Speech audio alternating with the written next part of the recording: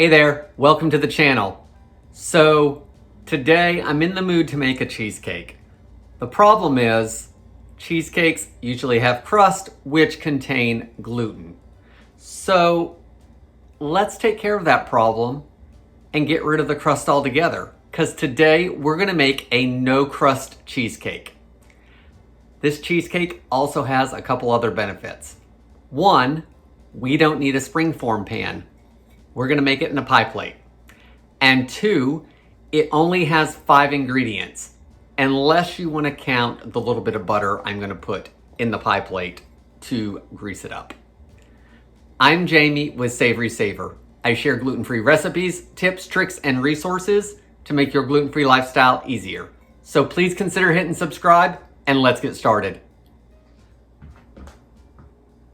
So to start our recipe, the first thing you want to do is get an 8-inch pie plate or cake pan, and you want to put about a teaspoon or 2 of softened butter in it and get it all spread around so nothing sticks.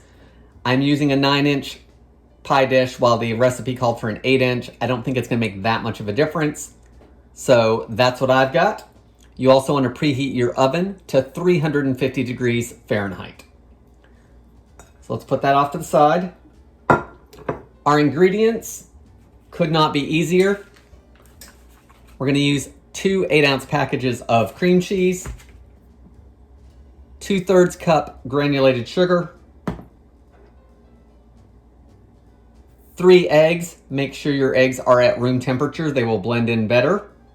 A little bit of vanilla. And for the topping, I'm using canned cherry pie filling. Now, the original recipe called for a sour cream topping, which I'm not a super big fan of. So I'm going to do the cherry pie filling at the end once it's chilled. It's not only easier, it's less ingredients.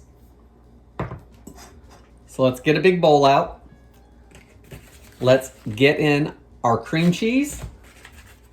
So I've got my cream cheese ready. I've got my silicone spatula ready because I'm sure we're going to need to be scraping it down into the bowl as well as into that pie plate. And I've talked about these before, but we've been using these for probably 4 or 5 months now, and they're really good silicone spatulas. They're all solid, so you don't have the extra piece here that can come loose and mold can build up in it. It's super flexible. They're easy to clean. We just really like them, so I'll put them down below in the description if you want to take a look at them. Make sure your cream cheese is super soft. And the recipe actually says you can mix everything together all at once. I don't think I'm going to do that. I'm going to be a little more traditional about it. I'm going to give the cream cheese a quick mix to make sure it's totally soft. Then I'm going to cream in the sugar for a minute, and then I'll add the eggs and vanilla. I think that should make it for a creamier cheesecake, and it'll just make sure everything's blended in nicely.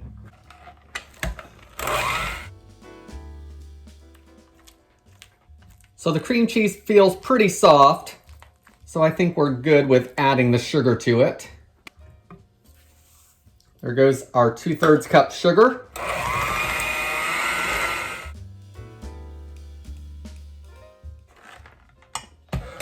All right, I think everything's creamed together nicely. So I'm gonna add all 3 eggs at once. Since the recipe originally said you could add everything to the bowl. Let's also add some vanilla extract. I'm gonna add 1 teaspoon. The recipe says you could also add almond extract.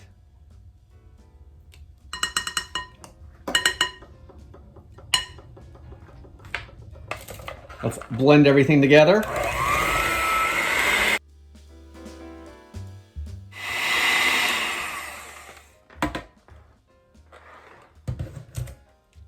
I think everything is blended up nicely in there. It's nice and smooth. So let's slide that towel out of the way so maybe I cannot spill this all over the place.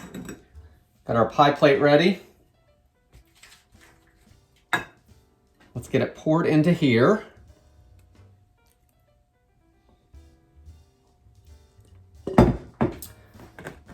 So here's our no crust cheesecake ready to go in the oven.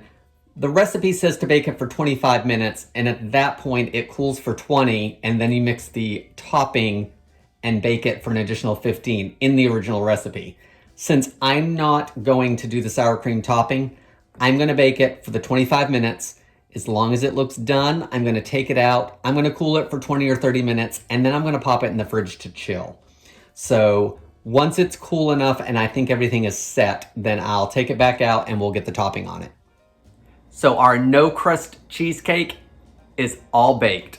I've got it here in the pie dish. The 9-inch size worked great. It puffed up a little bit over the top. Just by the end of baking, you could tell it was puffy. And like all cheesecakes, it shrank as it cooled. So it had just started turning golden around the edges. I let it cool for 20 to 30 minutes. And then once it was cool enough, I popped it in the fridge. It just took a couple hours to cool down completely. This isn't a cheesecake you need to leave until the next day, like a lot of recipes. It cut out of the pie plate pretty cleanly. Did have a little bit on the bottom there, but overall it did a good job there.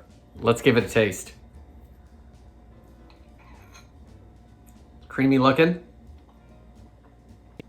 It's very creamy. Creamier than most cheesecakes. It's very good. I don't really miss the crust on this. Plenty of sugar in it. Isn't overly sweet. Creamy, more so than most. I think leaving the crust out is a winner. Guys, I hope you enjoyed the video. Please leave me any comments below, and I hope to see you on the next video.